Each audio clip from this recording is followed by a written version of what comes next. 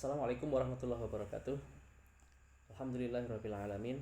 Assalatu wassalamu ala asyrofil anbiya'i wal mursalin wa ala alihi wa sahbihi ajmain, amma ba'du. Teman-teman sekalian, alhamdulillah malam hari ini saya bisa menyapa kembali teman-teman semua. Mudah-mudahan sapaan kita, perjumpaan kita pada malam hari ini menjadi perjumpaan yang baik dan membawa keberkahan untuk kita semua, insyaallah. Teman-teman sekalian, saya baru aja baca buku ya, yang ditulis oleh Robert T. Kiyosaki, buku yang ketiga yang berjudul Rich Dad Guide to Investing. Sebenarnya buku ini juga udah berkali-kali saya baca ya, cukup lama, dan teman-teman bisa lihat ya, lumayan tebal. Dan jujur saja saya mendapatkan banyak insight ya dengan buku ini. Tapi nanti kita lain kesempatan ya ngobrol-ngobrol tentang buku ketiga dari serial Rich Dad yang ditulis oleh Robert T. Kiyosaki. Nah, teman-teman, beberapa hari yang lalu saya posting ya di story WA tentang semacam konsultasi gratis ya. Sebenarnya saya ingin berdiskusi ya dengan teman-teman semua tentang bagaimana mengelola uang, terutama keluarga ya. Dan itu gratis. Banyak sekali yang masuk ke saya, ada ratusan ya, dengan segala macam problem keuangan. Nah, ini ingin saya share aja. Jadi poin pentingnya sebenarnya, ketika kita sudah punya income itu sebenarnya kita ya alhamdulillah ya, ibarat kita sebuah perusahaan itu kita udah ada profit itu yang masuk. Nah, yang lebih penting lagi, ketika sudah mendapatkan income, pemasukan, itu teman-teman biasanya agak teledor dalam hal pengelolaan, dalam hal menganggarkan, bahkan boro-boro menganggarkan ya.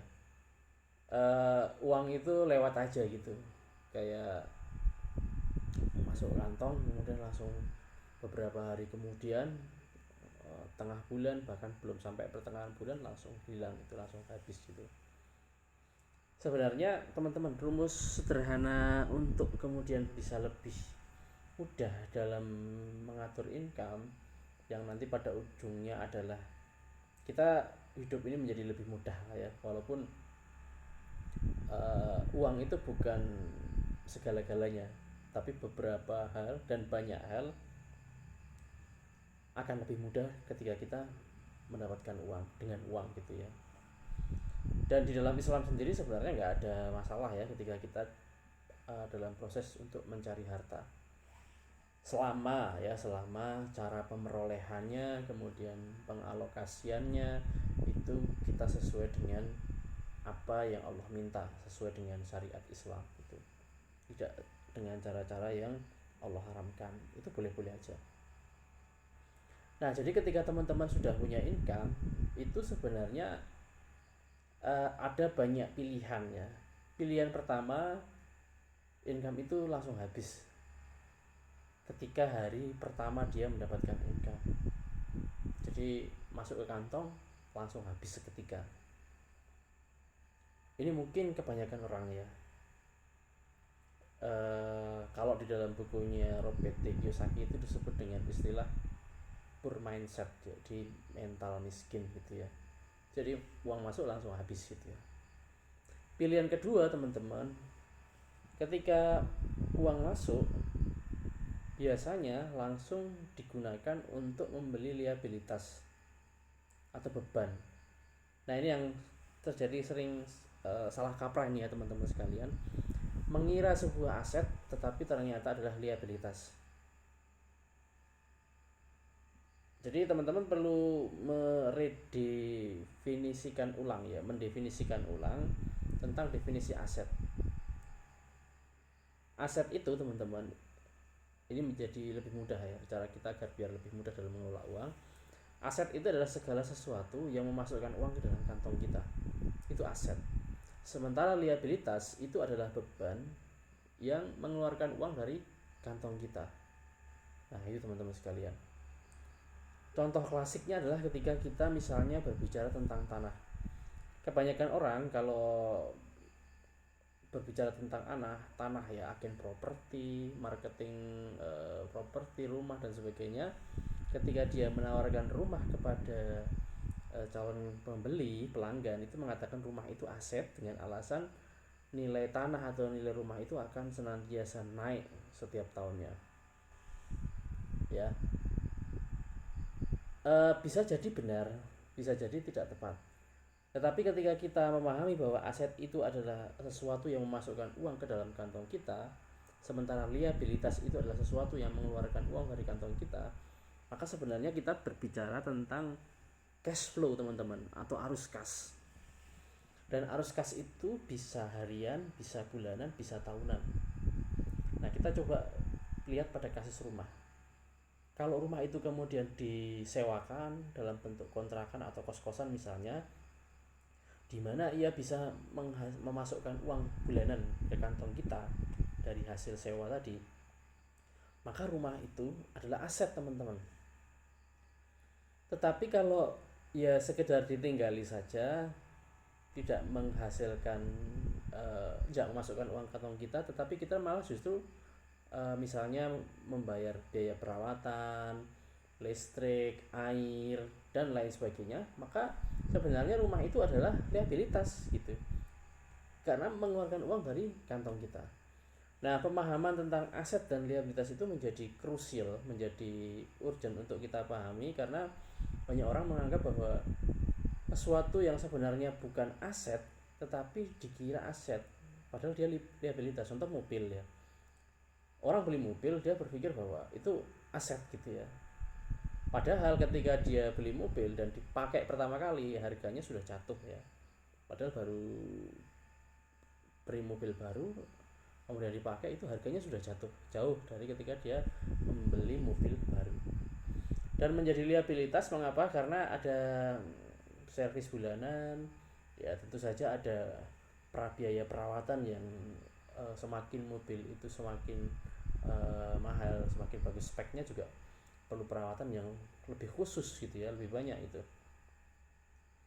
Nah, mobil itu akan menjadi aset ketika kita setting si mobil ini itu menghasilkan arus kas, menghasilkan uang kantong kita. Misalnya mobil itu direntalkan misalnya atau disewakan. Maka ketika mobil itu memasukkan uang ke dalam kantong kita, itu mobil itu posisinya sebagai aset. Jadi sebenarnya teman-teman, sesuatu itu dikatakan aset atau liabilitas itu adalah pada cash flow atau aliran uang itu. Apakah ia masuk ke kantong kita sehingga disebut aset, ataukah ia keluar dari kantong kita sehingga disebut sebagai beban atau liabilitas itu. Nah, polanya biasanya orang-orang yang setelah memperoleh income, entah itu dia bekerja, entah itu dari profit bisnis ya, atau imbal hasil dari sebuah investasi, biasanya kalau pilihan yang kedua itu adalah dia langsung dibelikan liabilitas.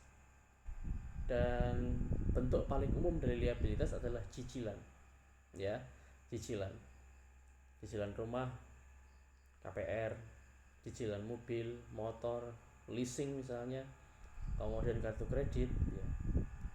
Sudahlah cicilan, akadnya juga bermasalah dari sudut pandang Islam. Ini sudah double ya, masalah keuangannya ada, dari sisi hukum syaraknya juga bermasalah gitu kan. Leasing, sewa beli itu kan juga akadnya nggak jelas gitu kan. Itu. Nah, makanya teman-teman, atau kita mau pilihan yang ketiga. Jadi setiap kita mendapatkan income, maka sekian persen dari income yang kita peroleh itu kita sisihkan ya di awal atau ditabung. Tetapi tabungan itu disisihkan bukan dalam rangka untuk konsumtif gitu ya, untuk membeli ini dan itu, tetapi dalam rangka membangun aset.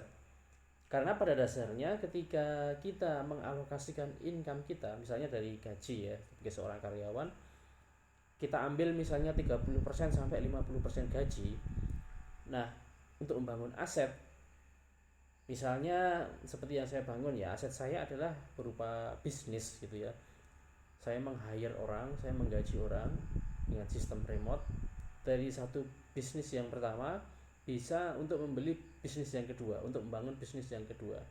Nah, sehingga saya bisa mendapatkan multiple income stream. Jadi penghasilan lebih dari satu. Dari gaji dapat, kemudian dari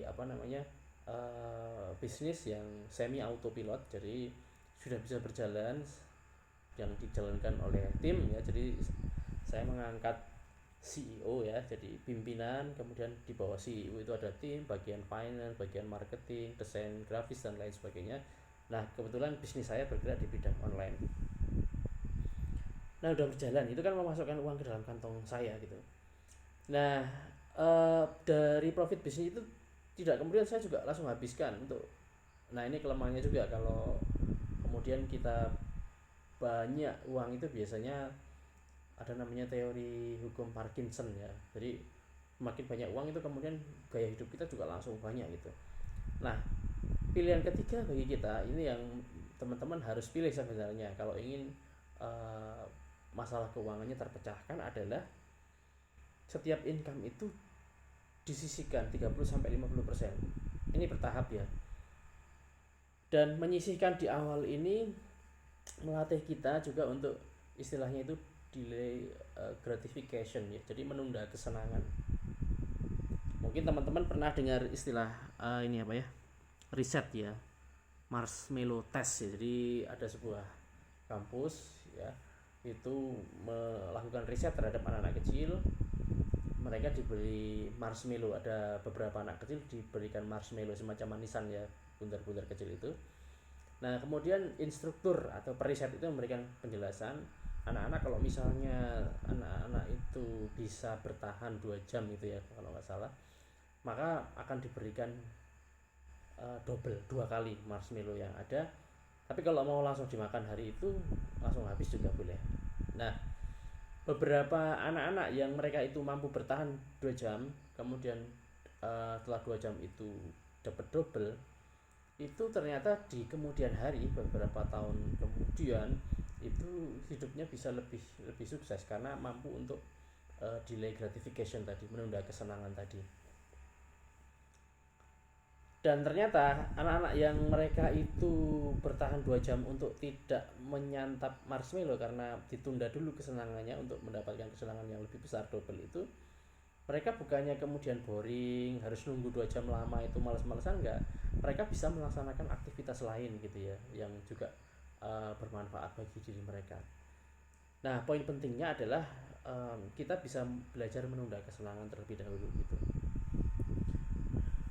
Itu teman-teman.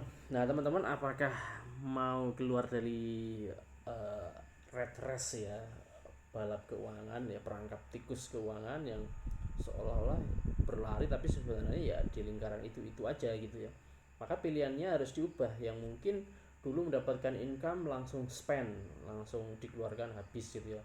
Atau yang sebelumnya dapat income langsung membeli liabilitas ya, utang sana utang sini gitu. Semakin besar liabilitasnya, semakin besar utangnya, akhirnya semakin bergantung dengan satu income. Nah, satu income ini kalau dia bermasalah, misalnya sakit atau mungkin dipecat, PHK dan sebagainya, habis dia, berhenti penghasilannya, sementara utangnya itu tetap berjalan. Nah, ini biasanya jadi problem besar gitu ya, sehingga level keuangannya itu bisa sampai minus ya, udah bangkrut gitu. Nah, makanya teman-teman harus pilih yang ketiga. Ketika dapat income, sisihkan 30-50%. Tahap latihan dulu ya, 10% dulu boleh. Kalau saya alhamdulillah tahadudz bi nikmah ya, untuk berbagi sharing itu bisa menyisihkan 70-80% dari income yang masuk. Nah, disisihkan ke dalam kolom aset, dimana aset ini yang saya bangun adalah saya menginvestasikan ulang di bisnis saya, sehingga harapan saya adalah menggulung terus gitu ya. Sehingga dengan multiple income stream ini ya, ketika di misalnya amit-amit ya ada persoalan di pekerjaan gaji, saya masih tetap punya income yang lain dan itu berjalan tanpa saya harus berada dalam sistem, artinya nggak bekerja secara full di dalam sistem yang saya bangun gitu ya. Nah itu teman-teman yang harus mulai dipikirkan ya, karena begini banyak banget kemarin tuh ya yang utangnya banyak banget itu sampai saya nggak habis pikir ya. Misalnya ada temen income-nya 5 juta tapi utangnya per bulan yang harus dia bayar adalah 10 juta ya. Ini kan untuk bayar utangnya saja udah habis gitu ya. Sementara dia punya anak 2 3, punya kehidupan yang sifatnya rutin seperti makan, minum, listrik, biaya sekolah ya dan lain sebagainya. Bagaimana mereka akan berpikir gitu ya kalau kemudian tidak mampu untuk mengurainya, tidak mampu untuk merubah pola gitu ya. Nah, oleh karena itu teman-teman, mungkin apa yang saya sampaikan malam ini tidak memberikan tips secara real ya. Tapi paling tidak teman-teman punya kerangka berpikir untuk keluar dari problem keuangan itu adalah dengan money management ya. Jadi dengan mulai sadar tentang pengelolaan keuangan. Apalagi bagi yang sudah berkeluarga ya. Jadi kita anak-anak kita kan butuh pendidikan ya. Sementara biaya pendidikan itu kalau saya lihat trennya itu cenderung naik terus ya. Karena pengaruh banyak hal ya, ada inflasi, otomatis pendidikan juga semakin bertambah, tambah mahal maksud saya. Sementara daya kita untuk earning ya, jadi make money, menghasilkan income mungkin tidak bertambah secepat harga-harga barang yang semakin naik, secepat jasa perolehan jasa yang juga semakin naik, termasuk biaya pendidikan dan kesehatan gitu. Oke, itu sedikit cuap-cuap saya pada malam hari ini. Mudah-mudahan ada sedikit. Sebenarnya video ini saya rekam untuk memberikan pesan kepada ratusan orang yang chat WA saya dan isinya masalah semua tentang keuangan ya. Ada yang gimana ya biar bisa nabung, gimana ya caranya agar bisa keluar dari hutang dan lain sebagainya. Ratusan, saya nggak mungkin bisa jawab satu persatu, tapi biasanya saya jawab satu persatu walaupun nggak dalam satu waktu ya. Saya cicil 1 2 3 duluan mana chat yang masuk duluan gitu. Terutama juga bagi teman-teman para aktivis dakwah ya. Ya walaupun rizki itu arizku biatillah, jadi rizki itu memang dari Allah dan itu sudah fix ya, kita letakkan di dalam hati kita bahwa apapun kondisi keuangan kita kan bagi pengemban dakwah ya harus istiqomah gitu ya di jalan dakwah.